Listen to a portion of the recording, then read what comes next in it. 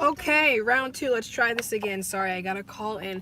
So, hi guys, welcome back to my channel. My name is Akiba Mays, and on this channel, we talk about all things education and how we can make our child or our students the best and smartest kids that they can possibly be. Today, I want to talk about a subject that I get to my inbox a lot and I see posted online a lot, and I feel like there's a big thing that's missing in this conversation. The question is, how do I help a child who is struggling academically? Now, people ask me this in different ways. Maybe their kid is at home learning and they just don't want to learn and they feel like the work is too hard for the child, or they're at school and a teacher is asking me, how do I help this struggling kid? Or you're a parent who sends your child to school and you keep getting negative reports about their grades and they're so-and-so grade levels behind. Whatever it may be, the bottom line is, hey, how do I help this child? So today I want to, real quick, while we're on our way to the library, talk to you about the first step, the first thing you need to do in helping a child who is struggling succeed. And I'm only talking about the first step because it would be a very long video and if I addressed every single thing you needed to do.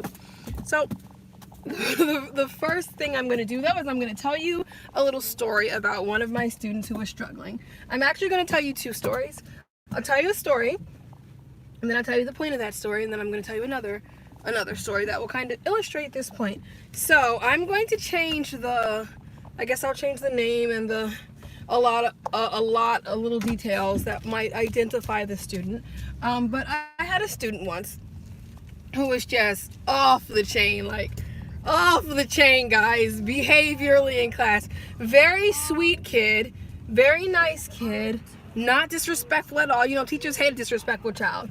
We can deal with some stuff, but we cannot stand a disrespectful child. So he was not disrespectful, but just like off the wall. And when I mean off the wall, I mean literally this child was off the wall, like bouncing off the walls, turning cartwheels in class, jumping around in the hallway. I hardly ever saw the child most of the time because the child was just all the way everywhere around the school. And I didn't mind because there was really nothing I could do. Like, there were things put in place. The child did have a specialized plan on like how to keep you in the classroom, how to help you learn, blah blah blah blah, you know, all that type of jazz, all these individualized plans, but it didn't help. Whatever it was that they had done for the past 7 years that this child had been in the educational system was not working. And so we had a meeting with his parents.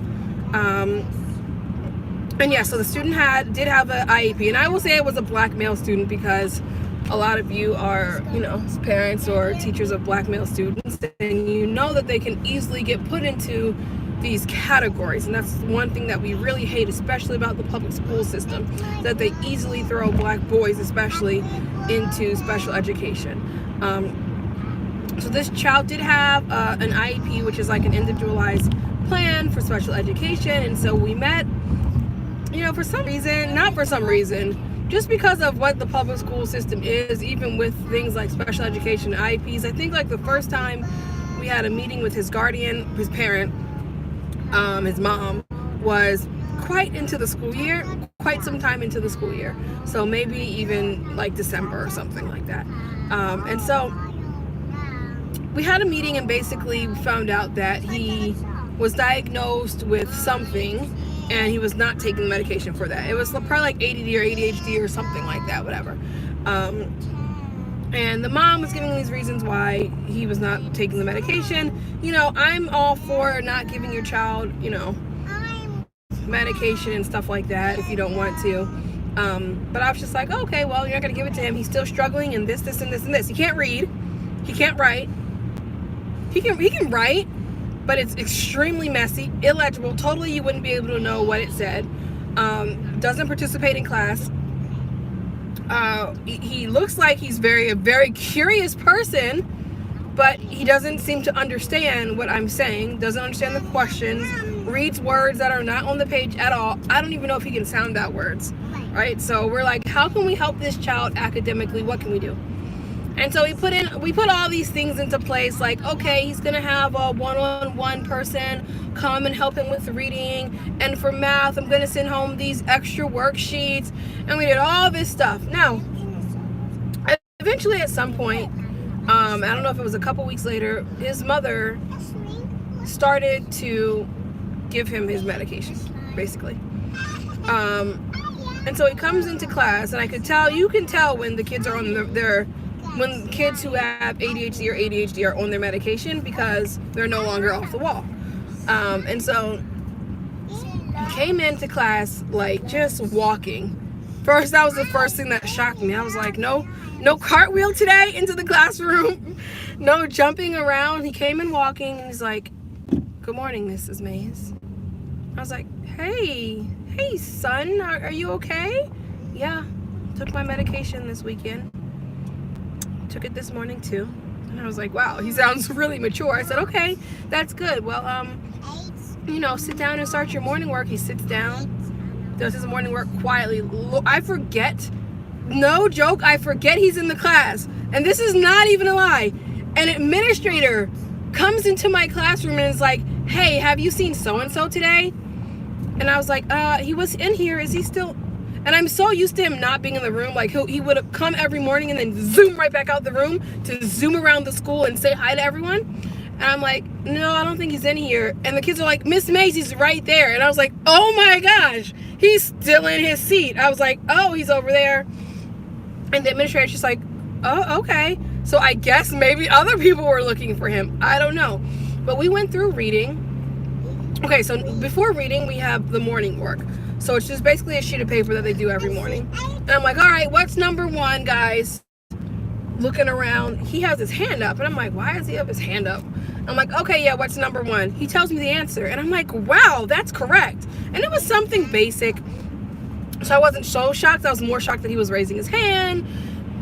And so we go on, and I walk around, and I'm looking at everyone's paper, checking it, and he has the whole worksheet done. And I'm like, is he like copying off of someone or something? And I'm just like, that's weird. Maybe it's just because he gets to sit down and do work. Now, I'm not so blown away by that, because let's just say this was work that was 2 grade levels behind. Because of where most of my students were in the public school system, most of them were about 2 grade levels behind. So I was giving them work that was 2 grades level behind. So I wasn't surprised that he could do that. I was just surprised that it was done. We get into reading. Now, we switched classes for reading, and so the high students are with me. And by high, I mean the kids who, like in our school, the highest kids were like a grade level behind. There was one student who was on grade level, but the highest ones are only 1 grade level behind. And so he actually did not test into my reading group. He didn't test into the high group. He tested into like phonics. And these are kids in upper elementary school, I'll say. So he tested into like a beginning kindergarten level reading class. But because he was so off the wall, they retested him and found out, oh, actually, Miss Mays, he should go into your class. I'm like, really? Really? Right? So they did that with a few students who were just kind of seemingly uncontrollable, just tested them into my class because I had pretty strong classroom management. So anyway, he's in there, and it's been a struggle, guys. So here's how our reading system worked. Basically, the kids would read a passage out loud. We all go around. Everybody reads. And if someone makes a mistake, then the whole class basically has to go back. If you make a certain amount of mistakes, the whole class has to go back and read the whole thing over again. And so the kids were like, everyone had to get a chance, but the kids were like, please choose people who can read so that we don't have to keep going back and reading the story over and over again. So anyway, I normally, I just popcorn call on people and no one gets called on. And so it's his turn, and it's so dramatic because we've already made 4 mistakes, let's say. And in order to go on to the next story, we can't make more than 5 mistakes. So I call on him, and the kids are like all looking so nervous, like, why would you call on him? You know he's gonna make a mistake. Because sometimes I do call on the kids who are making mistakes because I want to challenge them. And I kid you not, this child who had just tested into the phonics program read completely fluently. He read like not even a mistake. And I was like, wait, is this the right child? And all the other kids were like, wow, good job, thank you, right? And so then after that, it was time for, after we read, we do comprehension. So I thought, okay, maybe he can read phonetically. You know, all this time we didn't know he could read. All this time we didn't know he could read, because when you tested him before his medication, he was just like, his brain was everywhere. He would like not be able to even know what words were on the page. So I thought, okay, maybe with this medication he can read, but certainly he can't understand what he's reading. I kid you not, he got the highest grade on the comprehension. Everyone was blown away. The kids were like, he cheated. They said this out loud. They're like, Miss Maisie cheated. They were jealous because if you get 100%, you get like a little sticker or something. And I told them, don't say he cheated. Like, he really does know what he's doing after all, you guys. And I couldn't say like, he's on his medication today, guys. Sorry, like, you know. I looked at his paper, and the funny thing is he got 100%. No one else in the class got 100%. So I had to tell the kids, like, they were mad. They really thought he cheated. And I was like, guys, none of you guys got 100%. So who did he cheat off of? Nobody. He sat at the table with, I hate to say it, but like the other troublemakers, low performers, because they have to be like, when you want to keep the low performers right in front with you, right? So he's like at the table right in front of me. He did not cheat. And so anyway, the rest of the day goes on like this. When in math, he's like killing it, doing multiplication stuff that like I had taught the year, but he was not listening. I thought he wasn't listening. He was like flipping cartwheels and stuff like that, right? He's around the room. The only time he would sit still was if he could get on the computer. And so the whole day goes like that. We get to the end of the day, which is like science and social studies. And our social studies curriculum is hard. It was actually very challenging. It was on grade level, so it was very challenging for the kids. And he sat down, he read with us. And then not only did he read with us, but he referenced lessons from like a couple months before that I taught. Right? And I was like, how do you know that? And he said, oh, remember you taught that on like October 13th, the day we were going to go on our field trip, and you said like that this Native American group harvested corn, and I was just like, what, you remember that? You remember that? Right? This child was brilliant, but because he was never on his medication, everyone is thinking like that they're like he's academically extremely low. And so I tell that story to say, number one, you might want to consider now. Okay, let me say this before that. The bad side about it was that he was extremely robotic. He did not eat. He didn't eat breakfast. He didn't eat lunch. And I was like, are you sure you don't want to eat? So he had no appetite. Apparently that was one of the things his mom said was a side effect of the medication. And he was just robotic the whole day. He was just like sitting there like this. But he was learning. And so I was just like, maybe the solution is to find a balance. I understand his mom doesn't want him to be a robot, but also we can't have him hurting himself, hurting others, and, you know, not learning as much as he could. He learned so much on that day that more than what he had learned the whole year. And unfortunately, he never came to school after that day on his medication again. So it was just like a one-time thing, but it kind of gives me an example of you have to diagnose the actual problem. We have a child who is like, okay, the child can't read, and we do these solutions like, well, let's teach him phonics, or let's do this, or let's like, you know, help him one-on-one, when actually that wasn't the problem. The problem wasn't phonics. The problem wasn't, you know, a misunderstanding in math. The problem was simply that whatever like was his brain chemistry, and whatever was going on in his brain chemistry did not allow him to pull that information from his brain that he learned or he heard and put it together in a way that Maya keeps FaceTiming me, even though I tell her not to do that right now. My phone's on Do Not Disturb, so I don't even know how she's doing it. But anyway, I say that to say the first thing that you need to do when you have a child who is struggling academically, not just put them on medication, but diagnose what the actual problem is. So I've had similar students who struggle academically in school, and sometimes we just ball them up and say, okay, do this with them, do that with them. But what we actually do the best way, the students who grow the most, we say, okay, the child is struggling. Well, are they just struggling in general in school? Are they just having a hard time? Or is it one particular subject? Is it a specific time of day? Like, what is it? Let's say your child struggles. Let's say your child is struggling with something. You want to write down like and be observant and say, okay, are they struggling in the morning? Can I get them to do work at night?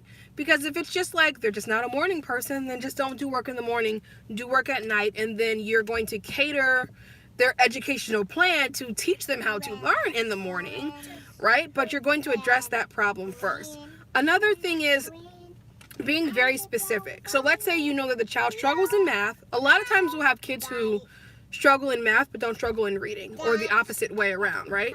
So imagine you have a child who's struggling in math, and you're like, let's say it's a 6th grader, and you're like, they're just totally behind, they don't know anything. But actually, when you test them really specifically, and you have just like, when I say test, I mean just give them problems, right? Give them problems from every single standard. Give them, if they're a 6th grader, give them a 6th grade end of year test, a 5th grade end of year test, a 4th grade end of year test, a 3rd grade end of year test, all these things. Take a look at the test, and then you'll be able to see, oh, okay, well, they did really well with the addition, and with maybe even with geometry, but they struggle in algebra when the question has to do with some sort of multiplication. Because then you can say, oh, okay, they have a problem understanding, they don't understand multiplication, right? In general, you might just say, oh, they suck at math, but it's really like, if you just fix this multiplication issue, then the child will no longer be struggling.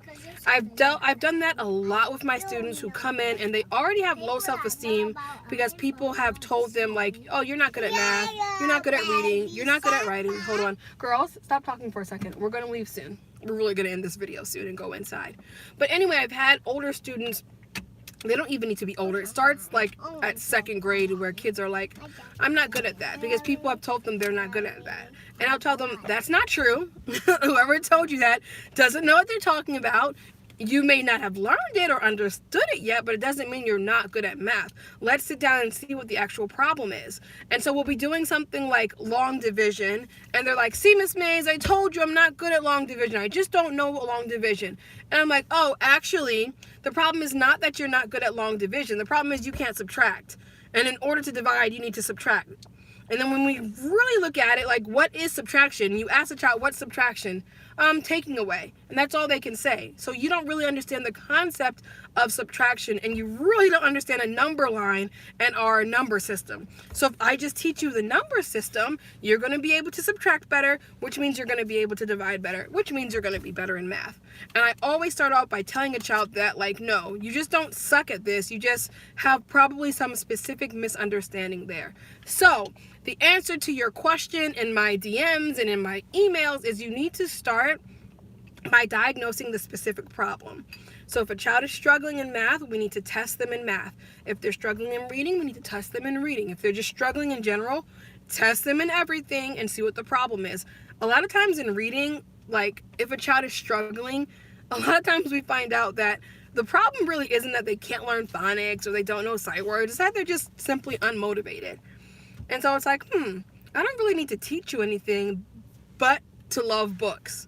So I'm just going to start by reading books to you and telling you how this movie was actually a book, and talking to you about storytelling and talking to you about nonfiction, and just getting them motivated and interested is enough to make them want to work harder. So that's what I've got to say about that. If you guys have any other questions, please continue to send them to my email. Hit me up on Instagram. Let me know what you think. I want to do more videos that talk about like specific areas where children struggle, because there are general areas that a lot of kids struggle. For example, when we get to division, a lot of American kids struggle with division, long division specifically, and it has to do with a subtraction problem and also being neat. So there are certain things that all kids or a bunch of kids tend to struggle with. So I will do videos around those specific subjects. But if you have any other questions, let me know. All right, bye-bye. We're going into the library right now. It's a beautiful night. And yeah, we're about to get our study on. So see you guys later.